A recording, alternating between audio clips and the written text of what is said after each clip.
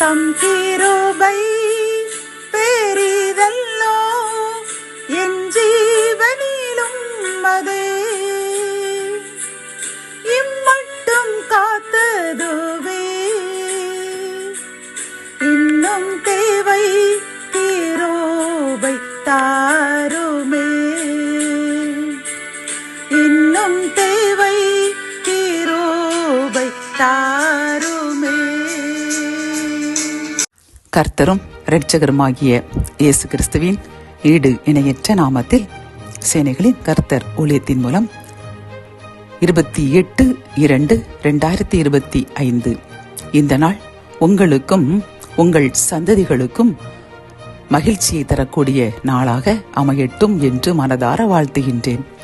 இன்று நாம் அறியவிருக்கும் கிருபையின் வார்த்தைகள் நீதிமொழிகள் 27ஆம் அதிகாரம் 21ஆம் வசனம். வெள்ளிக்கு குகையும் பொன்னுக்கு புடமும் சோதனை, மனுஷனுக்கு அவனுக்கு உண்டாகும் புகழ்ச்சியே சோதனை.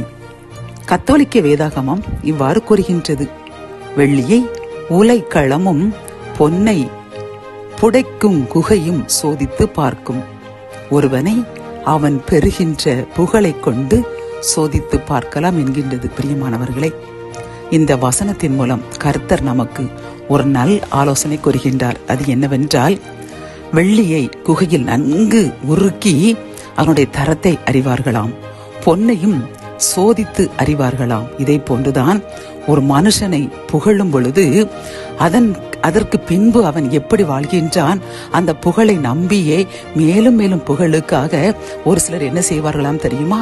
தனது பணங்கள், ஆஸ்திகள், அந்தஸ்துகள் எல்லாவற்றையும் இழந்து பிறர் புகழ வேண்டும் என்று புகழுக்கு மயங்கி இறுதியில் அழிந்து போவார்கள். பிரியமானவர்களே, பல்வேறுடைய சாபத்தையும் அவர்கள் வாங்கிக் கொள்வார்களாம். எனவேதான் கர்த்தர் கூறுகின்றார், மனிதர் உங்களை புகழும் பொழுது அதில் மயங்காதீர்கள், அது வெறும் புகழ்ச்சியே, அது உங்களை அழிவுக்கு கொண்டு செல்ல வேண்டும். அப்படி மனிதர்கள் புகழும் பொழுது இது சாத்தான் நம்மை அழிப்பதற்காக கொண்டு வருகின்ற ஒரு புகழ்ச்சி. மற்றது இறைவன் இந்த புகழ்ச்சியில் இவள் மயங்கி விடுகிறாளா என்று சோதிப்பதற்கும் அனுமதிக்கின்ற புகழ்ச்சி. ஆகவே நாம் அதில் மயங்கி விடாமல் அந்த புகழை நாம் மனதில் கூட எடுத்துக்கொள்ளாமல் இறைவனால் புகழப்பட வேண்டும். இறைவன் தாவீதை பார்த்து எனக்கு மிகவும் பிரியமானவன் என்று புகழ்ந்தார். இதே போன்று கர்த்தர் நம்மை புகழ வேண்டும். அதற்காக நாம் என்ன காரியங்கள் செய்ய வேண்டும் என்று அனுதினமும் யோசித்து பரிசுத்தவான்களாக வாழ்வோம். ஆசீர்வாதங்களையும் புகழ்ச்சிகளையும் இறைவனால் 1000 தலைமுறைக்கு பெற்று என்றும் சமாதானமாக நாமும் நம் சந்ததிகளும் வாழ்வோம். ஜெபம். என் அன்பு தகப்பனே, இந்த கிருபையின் வார்த்தைகள் மூலம் அப்பா, புகழ்ச்சி எங்களுக்கு சோதனை, அதில் மயங்கி விட்டோம் என்றால் எங்களுக்கு அழிவு என்று அருமையாக எங்களுக்கு கற்றுக் கொடுத்த இந்த கிருபையின் வார்த்தைக்காக கோடி நன்றி அப்பா. நாங்கள் மனிதரால் புகழப்பட்டு அதனால் அழிவை தேடிக்கொள்ளாமல் உம்மால் புகழப்பட வேண்டும் என்று தாவீதை போன்று உமக்கு பிரியமாய் வாழ வேண்டும் என்று எங்களை பரிசுத்தப்படுத்திக் கொள்ள கிருபை தாங்க.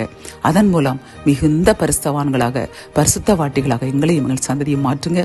அதன் மூலம் சமாதானத்தை 1000 தலைமுறைக்கும் தந்து ஆசீர்வதியுங்க. மீட்பர் இயேசுவின் மூலம் ஜெபம் கேளும் நல்ல தகப்பனே, ஆமென்.